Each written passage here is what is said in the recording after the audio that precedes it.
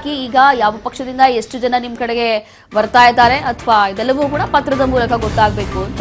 ಇನ್ನು ತಮಿಳುನಾಡು ರಾಜಕೀಯದಲ್ಲಿ ಇಂಟ್ರೆಸ್ಟಿಂಗ್ ಬೆಳವಣಿಗೆ ಆಗ್ತಾ ಇದೆ. ಕೇರಳ ಪ್ರವಾಸ ರದ್ದುಗೊಳಿಸಿದಂತ ತಮಿಳುನಾಡು ಗವರ್ನರ್ ಚೆನ್ನೈನಲ್ಲೇ ಉಳಿಯಲು ರಾಜ್ಯಪಾಲ ಅರ್ಲೇಕರ್ ನಿರ್ಧಾರ ಮಾಡಿಕೊಂಡಿದ್ದಾರೆ.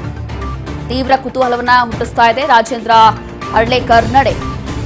ಟಿವಿಕೆಯಿಂದ ಕಾನೂನು ಹೋರಾಟದ ಮುನ್ಸೂಚನೆನ ಇದು.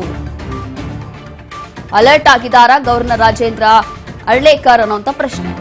ಈಗ ಕಾನೂನು ಹೋರಾಟಕ್ಕೆ ವಿಜಯ್ ಮುಂದಾಗಿದ್ದಾರೆ. ಹಾಗಾಗಿ ತಮಿಳುನಾಡು ರಾಜಕೀಯದಲ್ಲಿ ಬಹಳ ಇಂಟ್ರೆಸ್ಟಿಂಗ್ ಬೆಳವಣಿಗೆ ಆಗ್ತಾ ಇದೆ ಈಗ.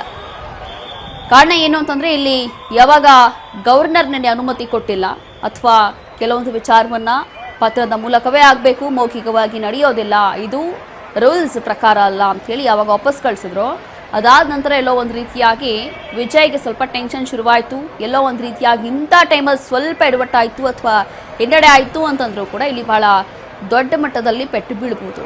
ಹಾಗಾಗಿ ಈಗ ಗವರ್ನರ್ ವಿರುದ್ಧವೇ ಅಥವಾ ಗವರ್ನರ್ ವಿಚಾರದಲ್ಲಿ ಈಗ ಕಾನೂನು ಹೋರಾಟಕ್ಕೆ ಪ್ಲಾನ್ ಮಾಡ್ತಿದ್ದಾರಂತೆ ದಳಪತಿ ವಿಜಯ್. ಹಾಗಾಗಿ ಕಾನೂನು ಹೋರಾಟವೇ ಈಗ ಮಾಡ್ತೀನಿ ಅಂತ ಹೇಳಿ ಮುಂದಾಗಿರೋದ್ರಿಂದ ಗವರ್ನರ್ ಕೂಡ ಬಹುಶಃ ಅಲರ್ಟ್ ಆಗಿರ್ಬೋದು ಅನ್ನುವಂಥದ್ದು ಈಗ ಸದ್ಯಕ್ಕೆ ಗೊತ್ತಾಗ್ತಾ ಇದೆ.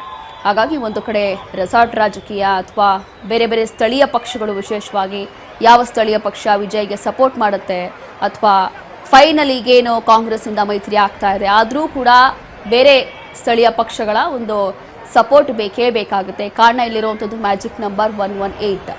ಹಾಗಾಗಿ ಇನ್ನೂ ಒಂದಷ್ಟು ಬ್ಯಾಲೆನ್ಸ್ ಇದೆ, ಇದೆಲ್ಲವೂ ಕೂಡ ಪ್ರೊಸೀಜರ್ ಆಗ್ತಾ ಇದೆ. ಬಟ್ ಅದಕ್ಕೂ ಮುಂಚೆ ಏನಾಗುತ್ತೆ ಅಂತ ಹೇಳಿ ಗೊತ್ತಿಲ್ಲ. ಸದ್ಯಕ್ಕೆ ಈಗ ಗವರ್ನರ್ ವಿರುದ್ಧವಾಗಿಯೇ ಕಾನೂನು ಪರವಾಗಿ ಹೋರಾಟ ಮಾಡ್ತೀನಿ ಅಂತ ಹೇಳಿ ವಿಜಯ್ ಮುಂದಾಗ್ತಿದಾರೋ ಇಲ್ವೋ ಗೊತ್ತಿಲ್ಲ. ಬಟ್ ಸದ್ಯಕ್ಕೆ ಇದೇ ಚರ್ಚೆ ಆಗ್ತಾ ಇದೆ. ಕಾರಣ ಏನು ಅಂತಂದ್ರೆ ಇಲ್ಲಿ ಸರ್ಕಾರ ಹಾಗೂ ಗವರ್ನರ್ ಅಂತಂದ್ರೆ ಒಂದು ರೀತಿಯಾಗಿ ಸೇತುವೆ ಇದ್ದ ಹಾಗೆ ಜನರ ಮಧ್ಯೆ. ಹಾಗಾಗಿ ಕೆಲವೊಂದು ವಿಚಾರವನ್ನ ಅಂತಂದ್ರೆ ಹೊಸ ಸರ್ಕಾರ ರಚನೆ ಆಗ್ತಾ ಇದೆ, ಹಳೆ ಸರ್ಕಾರ ಹೋಗ್ತಾ ಇದೆ ಅಂತಂದ್ರೆ ಕೆಲವೊಂದು ಪ್ರೋಟೋಕಾಲ್ ಪ್ರಕಾರ ಇಲ್ಲಿ ವಿಜಯ್ ಇರಲಿ ಅಥವಾ ಯಾರೇ ಇರಲಿ ಹೋಗಿ ಕೆಲವೊಂದು ಎಲ್ಲವೂ ಕೂಡ ತಿಳಿಸ್ಬೇಕಾಗತ್ತೆ, ಸರ್ಕಾರ ರಚನೆಗೆ ಹಕ್ಕನ್ನು ಮಂಡಿಸಬೇಕಾಗತ್ತೆ. ಇನ್ನು ತಮಿಳುನಾಡು ರಾಜಕೀಯದಲ್ಲಿ ಕ್ಷಣಕ್ಕೊಂದು ಟ್ವಿಸ್ಟ್ ಸಿಗ್ತಾ ಇದೆ. ರಾಜ್ಯಪಾಲರ ಭೇಟಿಗೆ ಸಮಯ ಕೇಳಿದ್ದಾರೆ ಈಗ ಎಐಎಡಿಎಂಕೆ. ಮಧ್ಯಾಹ್ನ 12 ಗಂಟೆಗೆ ಗವರ್ನರ್ ಅನ್ನ ಭೇಟಿಯಾಗ್ತಾರೆ ಪಳನಿಸ್ವಾಮಿ. ಎಡಪ್ಪಾಡಿ ಪಳನಿಸ್ವಾಮಿಯಿಂದ ರಾಜ್ಯಪಾಲರ ಭೇಟಿಯಾಗುತ್ತಾ? ತಮಿಳುನಾಡು ರಾಜಕೀಯದಲ್ಲಿ ಇದು ಕ್ಷಣಕ್ಕೊಂದು ಟ್ವಿಸ್ಟ್ ಸಿಗ್ತಾ ಇದೆ. ನಿಜವಾಗ್ಲೂ ಕೂಡ ನೆಕ್ಸ್ಟ್ ಮೂಮೆಂಟ್ ಅಲ್ಲಿ ಏನಾಗುತ್ತೆ ಅಂತ ಹೇಳಿ ಗೊತ್ತಿಲ್ಲ. ಈಗ ಎಐಎಡಿಎಂಕೆ ಪಳನಿಸ್ವಾಮಿ ಅವರು ಕೂಡ ಗವರ್ನರ್ ಅವರನ್ನ ಭೇಟಿ ಆಗ್ತಿದ್ದಾರಂತೆ. ಹಾಗಾಗಿ ಈಗ ಎಐಎಡಿಎಂಕೆ ಇಂದಲೂ ಏನಾದರೂ ಸಪೋರ್ಟ್ ಸಿಗುತ್ತಾ ವಿಜಯ್ಗೆ ಅನ್ನೋಂಥ ಚರ್ಚೆ ಆಗ್ತಾ ಇದೆ ಈಗ. ಇಫ್ ಇನ್ ಕೇಸ್ ಆ ಥರ ಏನಾದರೂ ನಾವು ಸಪೋರ್ಟ್ ಮಾಡ್ತೀವಿ ಅಂತ ಹೇಳಿ ರಾಜ್ಯಪಾಲರ ಹತ್ರ ಏನಾದರೂ ಭೇಟಿ ಆಗ್ತಿದ್ದಾರಾ ಅಥವಾ ನಮ್ಮ ಒಂದು ಪಕ್ಷದ ಶಾಸಕರಿಂದ ಬೆಂಬಲ ಇದೆ ಅಂತ ಹೇಳಿ ಸೂಚಿಸ್ತಾರಾ ಗೊತ್ತಿಲ್ಲ. ಬಟ್ ಈಗ ಮಧ್ಯಾಹ್ನ 12 ಗಂಟೆಗೆ ರಾಜ್ಯಪಾಲರನ್ನ ಭೇಟಿ ಆಗ್ತಿದ್ದಾರಂತೆ ಪಳನಿಸ್ವಾಮಿ. ಹಾಗಾಗಿ ಈಗ ತಮಿಳುನಾಡು ರಾಜಕೀಯದಲ್ಲಿ ಬಹಳಷ್ಟು ದೊಡ್ಡ ಮಟ್ಟದಲ್ಲಿ ಬೆಳವಣಿಗೆ ಆಗ್ತಾ ಇದೆ. ಒಂದು ರೀತಿಯಾಗಿ ಹೈ ಡ್ರಾಮಾ ಆಗ್ತಾ ಇದೆ ಅಂತಾನೆ ಹೇಳಬಹುದು. ಈಗ ಸದ್ಯಕ್ಕೆ ಪಳನಿಸ್ವಾಮಿ ಅವರು ಕೂಡ ಭೇಟಿ ಆಗ್ತಿದ್ದಾರಂತೆ ಮಧ್ಯಾಹ್ನ 12 ಗಂಟೆಗೆ. ನಿನ್ನೆ ವಿಜಯ್ ಹೋಗಿ ಭೇಟಿ ಹಾಕಿದ್ರು, ಸರ್ಕಾರ ರಚನೆಗೆ ಹಕ್ಕನ್ನು ಮಂಡಿಸಿದ್ರು. ಅದಾದ ನಂತರ ಅಲ್ಲಿ ಸ್ವಲ್ಪ ಎಡವಟ್ಟಾಯಿತು, ಎಲ್ಲವೂ ಕೂಡ ಪೋಸ್ಟ್ಪೋನ್ ಆಗೋಯ್ತು, ವಾಪಸ್ ಬಂದರು. ಅದಾದ ನಂತರ ಇವತ್ತು ಮಧ್ಯಾಹ್ನ 12 ಗಂಟೆಗೆ ಪಳನಿಸ್ವಾಮಿ ಹೋಗಿ ಗವರ್ನರ್ ಅವರನ್ನ ಭೇಟಿ ಆಗ್ತಿದ್ದಾರೆ ಅಂತಂದ್ರೆ ಬಹುಶಃ ವಿಜಯ್ ಪರವಾಗಿಯೇ ಮಾತನಾಡ್ಬೋದು. ಅಂತಂದ್ರೆ ಅವರ ಪಕ್ಷದಿಂದ ಇಷ್ಟು ಶಾಸಕರು ಬೆಂಬಲವನ್ನು ಸೂಚಿಸ್ತಾ ಇದ್ದಾರಾ ಅಥವಾ ಇಲ್ವಾ, ಅಥವಾ ಬೇರೆ ಏನಾದರೂ ಚರ್ಚೆ ಆಗಿದೆಯಾ ಅಥವಾ ಬೇರೆ ಪಕ್ಷಕ್ಕೆ ಏನಾದರೂ ಅವ್ರು ಸಪೋರ್ಟ್ ಮಾಡಕ್ಕೆ ಹೊರಟಿದ್ದಾರಾ ಅದೂ ಗೊತ್ತಿಲ್ಲ.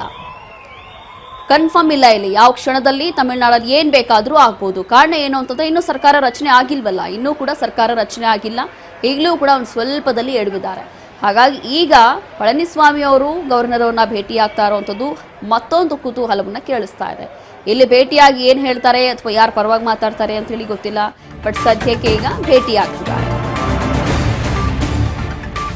ತಮಿಳುನಾಡಿನಲ್ಲಿ ಮಿಂಚಿದ ವೇಗದಲ್ಲಿ ಬದಲಾವಣೆ ಆಗ್ತಾ ಇದೆ. ಎಡಪ್ಪಾಡಿ ಭೇಟಿಗೂ ಮುನ್ನವೇ ವಿಜಯ್ ಗವರ್ನರ್ ಭೇಟಿ ಆಗ್ತಿದ್ದಾರಂತೆ.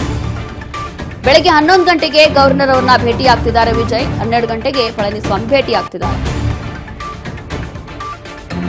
ಹೀಗೆ ತಮಿಳುನಾಡಿನಲ್ಲಿ ಮಿಂಚಿನ ವೇಗದಲ್ಲಿ ಬದಲಾವಣೆಗಳಾಗ್ತಾ ಇದೆ. ಯಾವ ಕ್ಷಣದಲ್ಲಿ ಏನಾಗ್ತಾ ಇದೆ ಅಂತ ಹೇಳಿ ಗೊತ್ತಿಲ್ಲ, ಈಗಾಗಲೇ ಹೇಳ್ತಾ ಇದೆ. ಈಗ ಎಡಪ್ಪಾಡಿ ಪಳನಿಸ್ವಾಮಿ 12 ಗಂಟೆಗೆ ಗವರ್ನರ್ ಅವರನ್ನ ಭೇಟಿ ಆಗ್ತಿದ್ದಾರೆ. ಬಟ್ ಅದಕ್ಕೂ ಮುಂಚೆ 11 ಗಂಟೆಗೆ ವಿಜಯ್ ಭೇಟಿ ಆಗ್ತಿದ್ದಾರಂತೆ. ಹಾಗಾಗಿ ಪಳನಿಸ್ವಾಮಿ ಭೇಟಿ ಆಗೋ ಮುನ್ನವೇ ವಿಜಯ್ ಕೂಡ ಭೇಟಿ ಆಗ್ತಿದ್ದಾರೆ. ಸದ್ಯಕ್ಕೆ ಬರ್ತಾ ಇರುವಂತ ಅಪ್ಡೇಟ್ಸ್ ಇದು.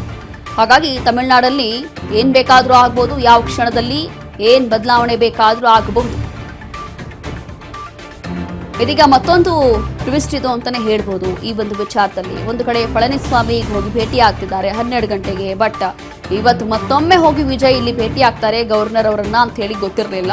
ಬಟ್ ಈಗ ವಿಜಯ್ ಕೂಡ 11 ಗಂಟೆಗೆ ಗವರ್ನರ್ ಅವರನ್ನ ಭೇಟಿ ಆಗ್ತಿದ್ದಾರೆ ಅನ್ನೋಂಥದ್ದು ಗೊತ್ತಾಗ್ತಾ ಇದೆ. ಹಾಗಾಗಿ 11 ಗಂಟೆಗೆ ವಿಜಯ್ ಹೋಗ್ತಾರೆ, 12 ಗಂಟೆಗೆ ಪಳನಿಸ್ವಾಮಿ ಹೋಗಿ ಮಾತನಾಡ್ತಾರಂತೆ. ಹಾಗಾಗಿ ಇಲ್ಲೇನಾದರೂ AIDMK ಪಕ್ಷದ ಪರವಾಗಿ ಅಂತಂದರೆ ಆ ಒಂದು ಪಕ್ಷದಿಂದ ಶಾಸಕರು ಬೆಂಬಲ ಸೂಚಿಸ್ತಾ ಇದ್ದಾರೆ. ಇನ್ನು ಬಾಕಿ ಎಷ್ಟು ಬ್ಯಾಲೆನ್ಸ್ ಇದೆ ಅವ್ರ ಕಡೆಯಿಂದ ಎಲ್ಲವೂ ಕೂಡ ಕಂಪ್ಲೀಟ್ ಆಗುತ್ತೆ ಅಂತ ಹೇಳಿ ಏನಾದರೂ ಅವ್ರ ಪರವಾಗಿ ಮಾತಾಡಕ್ಕೆ ಹೋಗ್ತಿದ್ದಾರಾ, ಅಥವಾ ಬೇರೆ ಏನಾದರೂ ವಿರುದ್ಧವಾಗಿ ಏನಾದರೂ ಮಾತಾಡಕ್ಕೆ ಹೋಗ್ತಿದ್ದಾರಾ, ಅಥವಾ ಬೇರೆ ಸ್ಥಳೀಯ ಪಕ್ಷಗಳು ಈಗಾಗಲೇ ಬಹಳಷ್ಟು ಇದಾವೆ ಅಲ್ಲಿ. ಆ ಸ್ಥಳೀಯ ಪಕ್ಷದಲ್ಲಿ ಯಾವುದಾದ್ರೂ ಸ್ಥಳೀಯ ಪಕ್ಷ ಇವರಿಗೆ ಸಪೋರ್ಟ್ ಮಾಡ್ತಾ ಇದೆ ಅಂತ ಹೇಳಿ ಏನಾದರೂ ತಿಳಿಸಕ್ಕೆ ಹೋಗ್ತಾ ಇದ್ದಾರಾ ಗೊತ್ತಿಲ್ಲ. ಬಟ್ ಈಗ ಪತ್ರದ ಮೂಲಕ ಸಲ್ಲಿಸಬೇಕು ಮನವಿನ ಅಂತ ಹೇಳಿ ಈಗಾಗಲೇ ನಿನ್ನೆ ಗವರ್ನರ್ ಮಾಹಿತಿ ಕೊಟ್ಟಿದ್ರಲ್ಲ, ಮೌಖಿಕವಾಗಿ ಅಲ್ಲ ಬರವಣಿಗೆ ಮೂಲಕ ಎಲ್ಲವೂ ಆಗಬೇಕು ಅಂತ ಹೇಳಿ. ಹಾಗಾಗಿ ಅದಕ್ಕೆ ಹೋಗ್ತಾ ಇರಬಹುದು. ಅತ್ತ ರಾಜ್ಯಪಾಲರ ಭೇಟಿಗೆ ಕಸರತ್ತು, ಇತ್ತ ವಿಜಯ್ಗೆ ಡೆಡ್ಲೈನ್ ಇದೆ. ಈಗ ವಿಜಯ್ಗೆ ಡೆಡ್ಲೈನ್ ನೀಡಿದೆ ಈಗ AIADMK. ಎಂದು ಮಧ್ಯಾಹ್ನ 1 ಗಂಟೆಯೊಳಗೆ ನಿರ್ಧಾರ ಮಾಡಿ ತಿಳಿಸಬೇಕು ಅಂತ ಡೆಡ್ಲೈನ್ ಕೊಟ್ಟಿದ್ದಾರೆ. ಅಂತಿಮ ನಿರ್ಧಾರ ತಿಳಿಸುವಂತೆ ಈಗ AIADMK ಡೆಡ್ಲೈನ್ ಕೊಟ್ಟಿದೆ. ಹಾಗಾಗಿ ತಮಿಳುನಾಡು ಕ್ಷಣ ಕ್ಷಣಕ್ಕೂ ಈಗ ಕುತೂಹಲವನ್ನ ಕೆರಳಿಸ್ತಾ ಇದೆ. ಕ್ಷಣ ಕ್ಷಣಕ್ಕೂ ಬಹಳ ಇಂಟ್ರೆಸ್ಟಿಂಗ್ ಆಗ್ತಾ ಇದೆ ದ್ರಾವಿಡ ರಾಜಕೀಯ.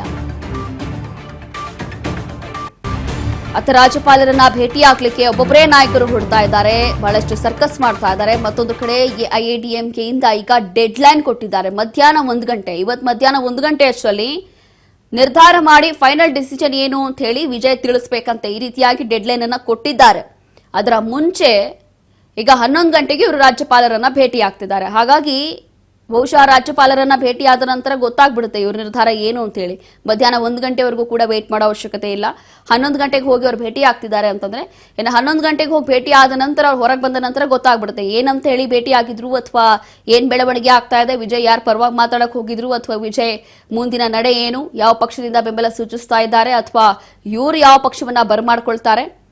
ಹೀಗೆ ಈ ಕುರಿತು ಎಲ್ಲ ಫೈನಲ್ ತೆರೆ ಬೀಳೋದು, ಅಥವಾ ಈ ಒಂದು ಕ್ಲೈಮ್ಯಾಕ್ಸ್ಗೆ ಒಂದು ಅಂತಿಮವಾದಂತಹ ನಿರ್ಧಾರ ಬೀಳೋದು ಅಂತಂದ್ರೆ ಅದು ಬಹುಶಃ 11 ಗಂಟೆ ನಂತರ. ಹಾಗಾಗಿ ಮಧ್ಯಾಹ್ನ 1 ಗಂಟೆ ಒಳಗೆ ನಿರ್ಧಾರ ಫೈನಲ್ ಆಗಿ ತಿಳಿಸಬೇಕು ಅಂತ ಹೇಳಿ ವಿಜಯ್ಗೆ ಡೆಡ್ಲೈನ್ ಕೂಡ ಕೊಟ್ಟಿದ್ದಾರೆ. ಹಾಗಾಗಿ ಸದ್ಯಕ್ಕೆ ತಮಿಳುನಾಡು ರಾಜಕೀಯದಲ್ಲಿ ಯಾವುದೇ ಕ್ಷಣದಲ್ಲಿ ಏನ್ ಬೇಕಾದ್ರೂ ಆಗಬಹುದು ಅನ್ನುವಂಥದ್ದು ಇದರಲ್ಲಿ ಪಕ್ಕಾ ಕನ್ಫರ್ಮ್. ಬಟ್ ಇಲ್ಲಿ ಸ್ವಲ್ಪದ್ರಲ್ಲಿ ಎಡವಿದ್ದಾರೆ ವಿಜಯ್. ಆಲ್ಮೋಸ್ಟ್ 99% ವಿಜಯ್ ಸಿಎಂ ಆಗ್ತಾರೆ ಅನ್ನೋ ಭರವಸೆ ಒಂದು ಕಡೆ ಇದ್ರೆ, ಇಫ್ ಇನ್ ಕೇಸ್ ಇಲ್ಲಿ ಬೇರೆ ಪಕ್ಷ ಅಂತಂದ್ರೆ ಇಲ್ಲಿ DMK ಇರ್ಬೋದು ಅಥವಾ AIADMK, ಇಲ್ಲಿ ಶತ್ರು ಪಕ್ಷಗಳಿದೆಯಲ್ಲ, ಇದೇನಾದ್ರೂ ದೋಸ್ತಿ ಆಗ್ಬಿಟ್ರೆ ವಿಜಯ್ ಅಲ್ಲಿಂದ ಹೋಗ್ಬೇಕಾಗತ್ತೆ. ಹಾಗಾಗಿ ಈ ರೀತಿಯಾದಂತ ಒಂದು ಬೆಳವಣಿಗೆ ಆಗುವಂತ ಸಾಧ್ಯತೆ ಇದೆ. ಹಾಗಾಗಿ ಕೇವಲ ಸ್ವಲ್ಪದ್ರಲ್ಲೇ ಈಗ ಸನಿಹದಲ್ಲೇ ಇದ್ದಾರೆ. ಇನ್ನು ಸಿಎಂ ಆಗ್ತಾರಾ ಇಲ್ವಾ ಅನ್ನೋಂಥದ್ದು ಬಹುಶಃ ಇವತ್ತು ಮಧ್ಯಾಹ್ನ ಅಷ್ಟರಲ್ಲಿ ಎಲ್ಲವೂ ಕೂಡ ಗೊತ್ತಾಗ್ಬಿಡುತ್ತೆ. ಹಾಗಾಗಿ ಈಗ ಗವರ್ನರ್ ಅವರನ್ನ ಒಬ್ಬೊಬ್ಬರೇ ನಾಯಕರು ಭೇಟಿ ಆಗ್ತಿದ್ದಾರೆ. ಪಳನಿಸ್ವಾಮಿ ಇರ್ಬೋದು, ಅಥವಾ ವಿಜಯ್ ಇರ್ಬೋದು, ಅಥವಾ ಬೇರೆ ಬೇರೆ ನಾಯಕರೇ ಇರ್ಬೋದು. ನೆನೆಯೂ ಕೂಡ ಬಹಳಷ್ಟು ಬೆಳವಣಿಗೆ ಆಗಿದೆ ತಮಿಳುನಾಡು ರಾಜಕೀಯದಲ್ಲಿ. ಇವತ್ತು ಕೂಡ ಆಗ್ತಾ ಇರುವಂತಹ ಬೆಳವಣಿಗೆ ಕ್ಷಣ ಕ್ಷಣಕ್ಕೂ ಬಹಳಷ್ಟು ಕುತೂಹಲವನ್ನ ಹುಟ್ಟಿಸ್ತಾ ಇದೆ. ಹಾಗಾಗಿ ನೆಕ್ಸ್ಟ್ ಮೂಮೆಂಟ್ ಅಲ್ಲಿ ಏನ್ ಬೇಕಾದ್ರೂ ಆಗ್ಬಹುದು. ಫೈನಲಿ ಇವಾಗ 11 ಗಂಟೆಗೆ ಗೊತ್ತಾಗುತ್ತೆ ವಿಜಯ್ ಏನ್ ಮಾತಾಡಿದ್ದಾರೆ ಅಂತ.